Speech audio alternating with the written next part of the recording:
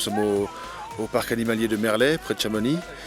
Et le but, c'est de faire passer une bonne journée à 3 enfants qui souffrent de la maladie de Sanfilippo. C'est de faire passer un moment inoubliable à ces jeunes qui n'ont pas une vie facile, leurs parents non plus, leur entourage non plus. Et profiter de la présence de M. Ismaël Santos pour immortaliser cette journée dans la nature. C'est splendide. Et en organisant ce genre de journée, on essaie de faire connaître cette fondation Sanfilippo.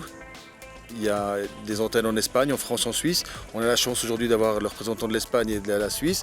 Et puis en passant, en arrivant à faire un film, on espère que les gens seront de plus en plus touchés par cette fondation, par cette maladie, et qu'ils apporteront après une aide financière plus conséquente que ce qu'on peut malheureusement faire nous.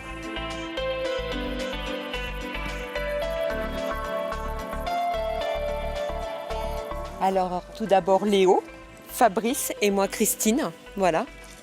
Donc nous avons un petit garçon atteint de la maladie de Sanfilippo. C'est une maladie dégénérative où son état se dégrade de jour en jour. Bonjour, je m'appelle Frédéric Morel, je suis avec Charlotte. On a donc 2 autres enfants qui s'appellent Timothée et Théodore.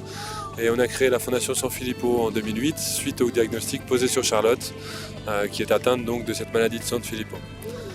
La maladie de Sanfilippo est une maladie qui atteint le cerveau et qui est due à la déficience d'une enzyme et qui vient donc du coup stocker des substrats dans le cerveau des enfants atteints et malheureusement n'accorde qu'une durée de vie relativement courte.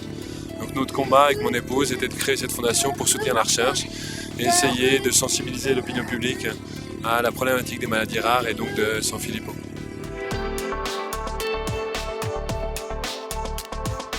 El síndrome de Sanfilippo es una enfermedad de carácter hereditario y se produce porque tenemos una mutación en uno de nuestros genes y no somos capaces de fabricar una enzima que es imprescindible para descomponer una sustancia que se llama heparansulfato y que de otro modo se acumula en el interior de las células y al final acaba produciendo la muerte celular y bueno, es una enfermedad terrible porque tiene un deterioro gradual y los niños suelen alcanzar la muerte durante la adolescencia.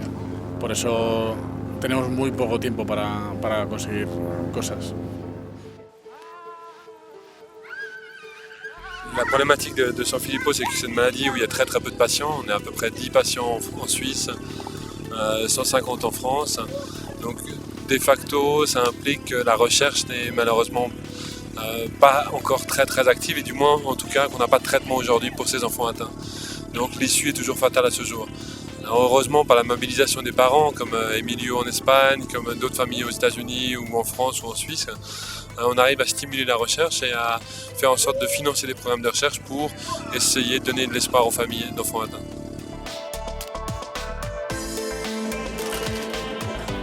Léo a 9 ans et demi.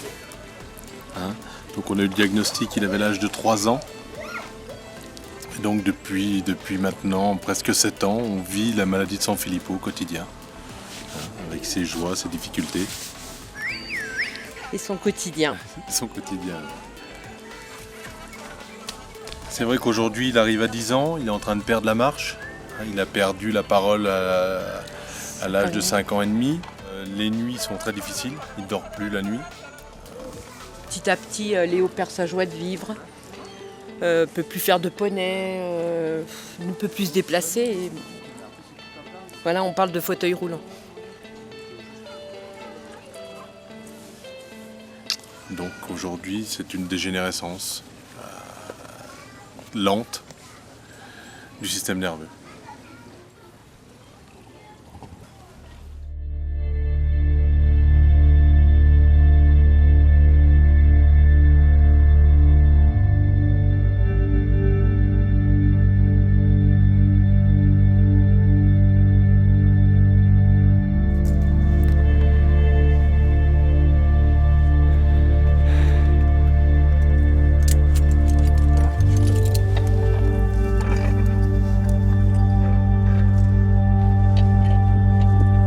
Je m'appelle Ismaël Santos et je fais de l'alpinisme avec mes amis,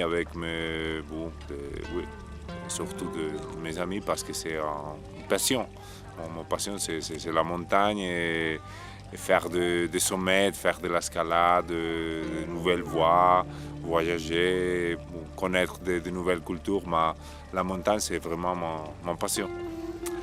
Et le projet, c'est devenir le premier Espagnol à grimper tous les sommets de 4000 mètres des Alpes. Il y a 82. Et écrire un livre, faire un film, un documentaire sur ma vie comme joueur de basket et après maintenant comme guide et comme alpiniste. Et après faire des récoltes de fonds pour aider la Fondation San Filippo en Suisse, en Espagne, pour trouver une solution, un remède pour la maladie. Donc ça c'est vraiment le projet.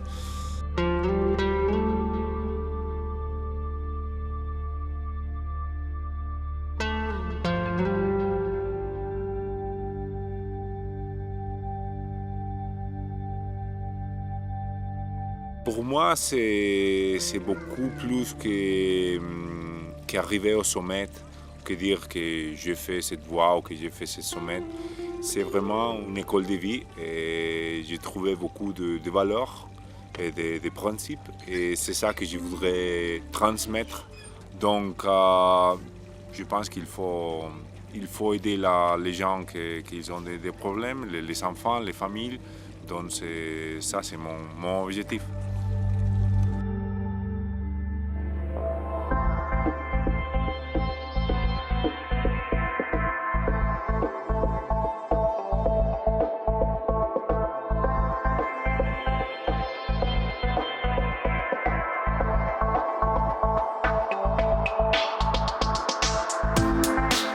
Une des difficultés dans la maladie est le regard que les gens nous portent, adultes ou enfants.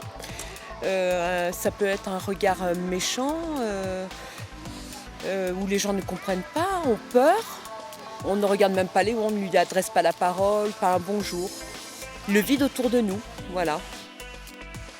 La fondation, pour moi, c'est un peu une deuxième famille sur qui on peut compter. Des journées comme ça, c'est vraiment fantastique pour les familles, ça les permet de s'échanger des informations, ça permet de se rencontrer, de dialoguer, et pas toujours faire par téléphone ou par email. Et surtout, ça permet aussi de pouvoir partager un bon moment ensemble, dans la nature, au calme, sans ce stress de la vie quotidienne. Moi, je tenais à remercier surtout les gens qui s'impliquent dans des causes comme l'Amicale Auxilium ou comme Ismaël, qui se donnent à cœur, qui donnent énormément de temps pour les autres. Et c'est comme ça qu'on avance, et c'est comme ça qu'on arrive, pour San Filippo, pour ses enfants, à faire reconnaître la cause, à récolter des fonds et à soutenir la recherche.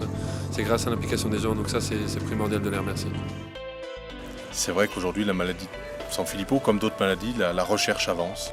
Il y a des pistes, il y a de la thérapie génie, il y a l'injection de l'enzyme manquante. Maintenant, il faut les exploiter, mais c'est très très long, c'est très très long. Il y a des enfants qui naissent aujourd'hui avec cette maladie. Je pense qu'on peut leur donner un joli message en disant qu'il faut vivre aujourd'hui parce que demain c'est un autre jour. C'est des enfants qui ont réussi à marcher, qui ont réussi à être propres, qui ont réussi à parler. Garder ces mots qu'ils ont dit, garder ces pas qu'ils ont réussi à faire, garder en souvenir tous ces beaux moments et puis surtout de vivre aujourd'hui parce que demain c'est un autre jour. Je pense que si on prend le temps de découvrir ces enfants-là, ils ont beaucoup à nous amener. Ils ont des grandes leçons de vie à nous donner tous les jours. Voilà. Elle siffle ?